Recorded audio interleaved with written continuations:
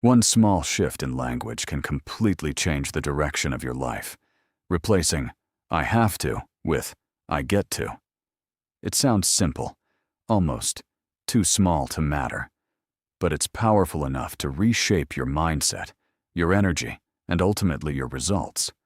When you say, "I have to," everything feels like a burden. I have to wake up early. I have to go to work. I have to study. That phrase carries weight. It creates pressure, resistance, and even resentment. Your brain immediately categorizes the task as something forced upon you. And when something feels forced, your motivation drops. Now switch it. I get to wake up early. I get to go to work.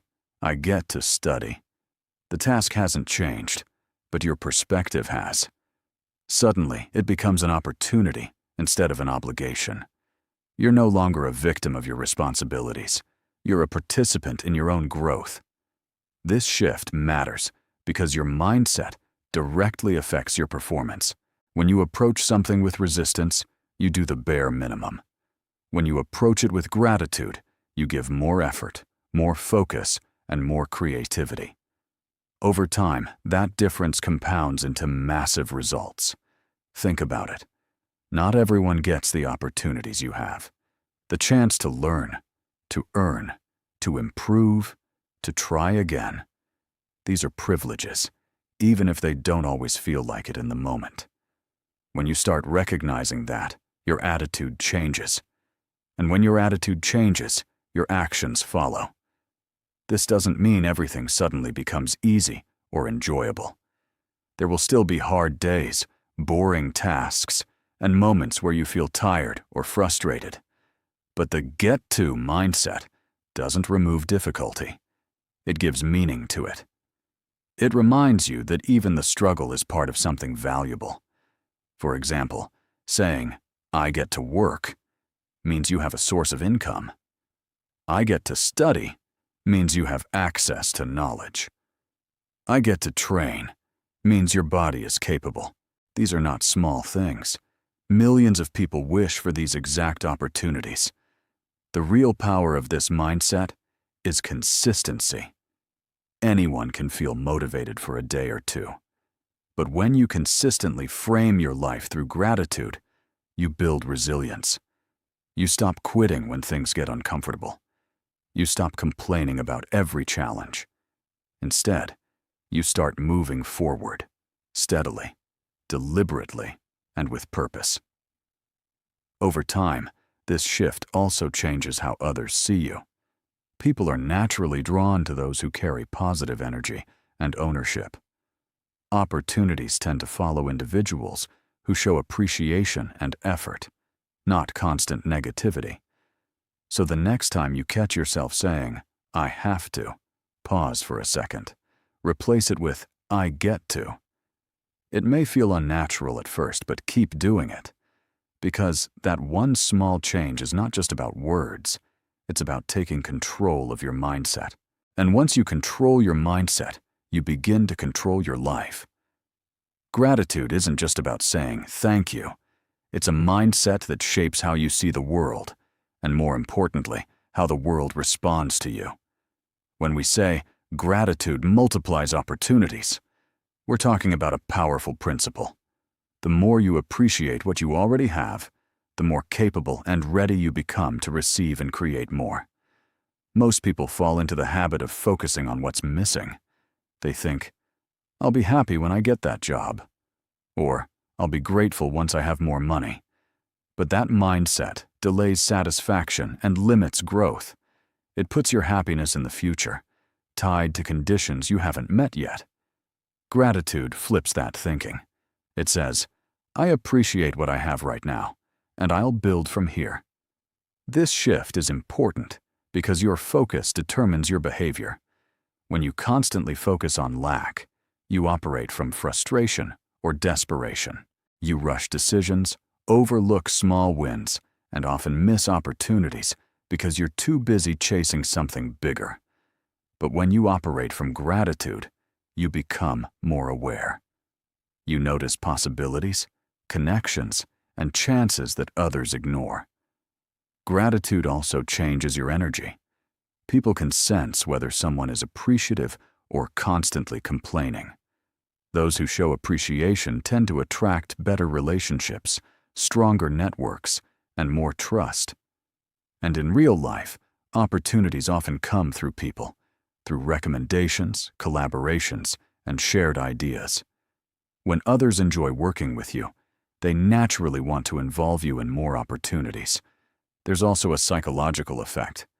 When you practice gratitude, your brain becomes trained to look for positives instead of negatives. This doesn't mean ignoring problems. It means not being controlled by them. You still face challenges, but you approach them with a clearer, calmer mindset. That clarity helps you make better decisions, and better decisions lead to better outcomes. Another key point is that gratitude builds consistency. Success isn't about one big moment. It's about showing up repeatedly and doing the work. When you appreciate your current position, you're more likely to stay committed. You stop thinking, "This isn't enough," and start thinking, "This is a step forward." That mindset keeps you moving even when progress feels slow. Think of gratitude as a foundation. If you're not grateful for small wins, you won't fully appreciate bigger ones either. And if you can't handle what you have now with appreciation, it becomes harder to manage more when it comes. Gratitude prepares you for growth by strengthening your mindset and discipline. This idea is often emphasized by motivational speakers like Steve Harvey, who highlight that appreciation isn't just polite, it's practical. It creates a mental environment where success can grow, so instead of waiting for more to be grateful, reverse the order. Be grateful first. Appreciate your progress, your abilities, your chances, even the small ones. Because when you do that, you don't just feel better. You position yourself to do better. And over time, that shift doesn't just change your attitude, it changes your results.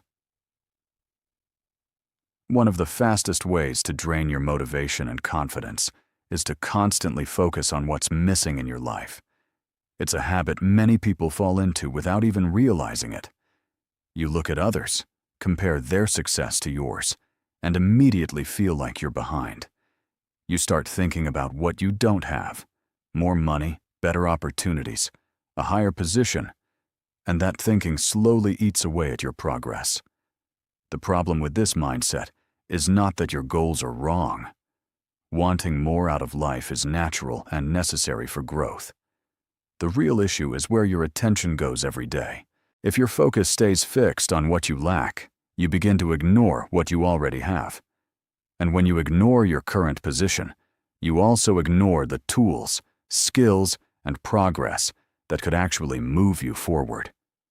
Think about it this way: you can't build a future if you constantly dismiss your present. Every successful person started somewhere. They didn't wait until everything was perfect to begin. They used what they had.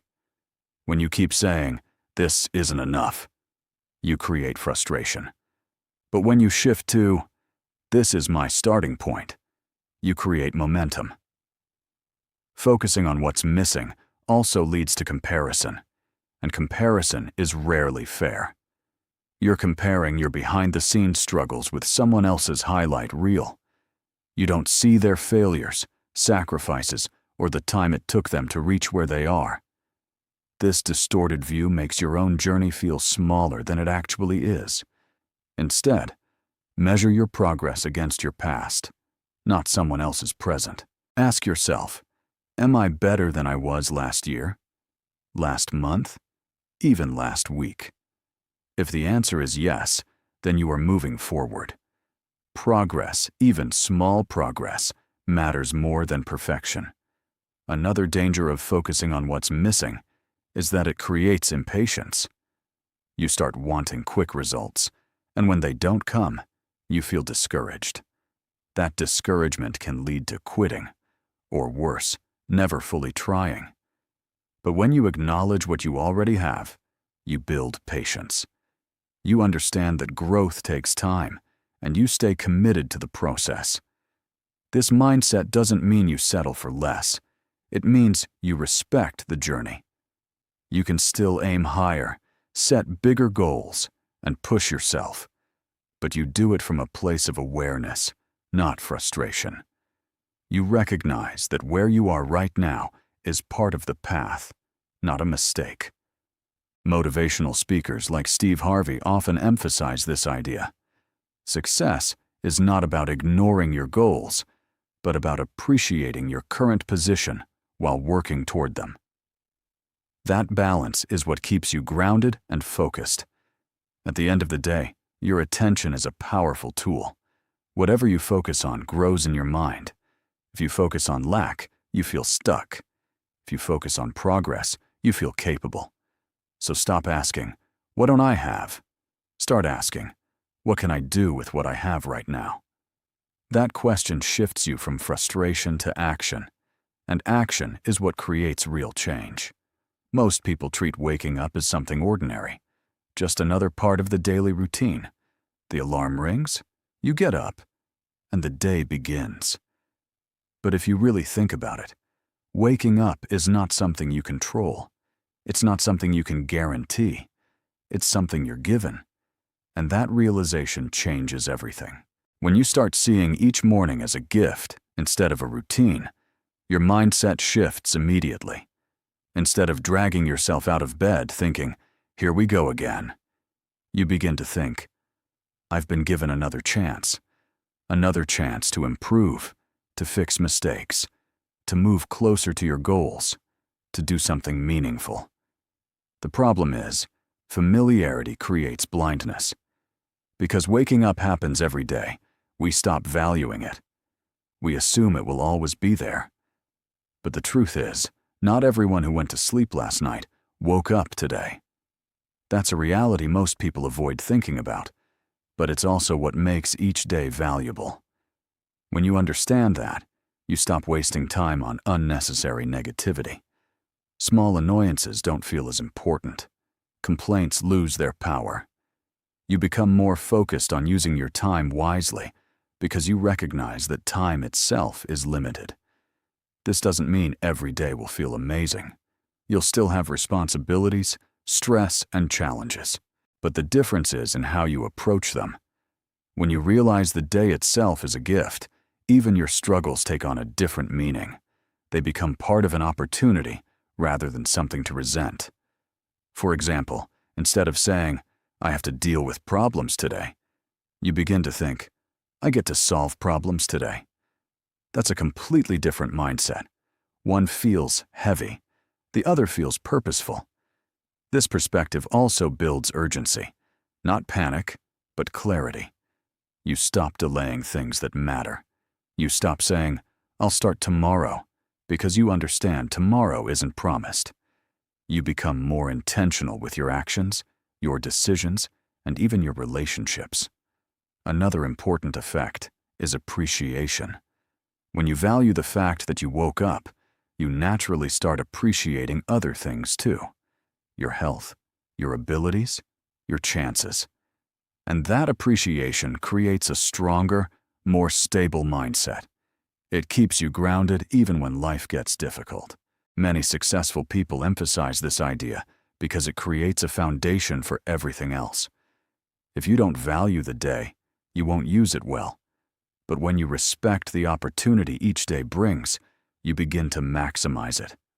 Speakers like Steve Harvey often highlight that waking up isn't something to take lightly. It's a signal that your purpose isn't finished yet. You're still here, which means there's still something for you to do. So the next time your alarm goes off, pause for a moment. Instead of reacting with frustration, recognize what it represents. You've been given time, something you can't buy, replace, or predict. And what you do with that time is entirely up to you. One of the biggest distractions on the road to success is other people's opinions, especially negative ones. Criticism, gossip, judgment, and so-called haters can easily pull your focus away from what actually matters. But here's the truth. People who are watching your life are not the ones building it. You are. When you start paying too much attention to what others say, you slowly give them control over your decisions. You hesitate more. You second-guess yourself. You start adjusting your actions to avoid criticism instead of pursuing your goals. And without realizing it, you hand over your power. The reality is, no matter what you do, someone will have something to say. If you try, they might doubt you. If you succeed, they might envy you. If you fail, they might criticize you. So if you're going to be judged anyway, it makes no sense to live your life based on other people's opinions. Most haters are not in your position. They're not taking the risks you're taking. They're not putting in the work you're putting in. It's easy to comment from the sidelines. It's much harder to step into the arena and actually do something. That's why their opinions, while sometimes loud, are rarely valuable.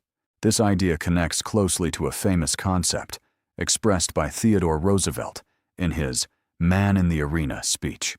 He emphasized that the real credit belongs to the person who is in the arena, trying, failing, learning, and pushing forward, not to those who stand by and criticize. That perspective is powerful because it reminds you who actually matters in your journey. Ignoring negativity doesn't mean you reject all feedback.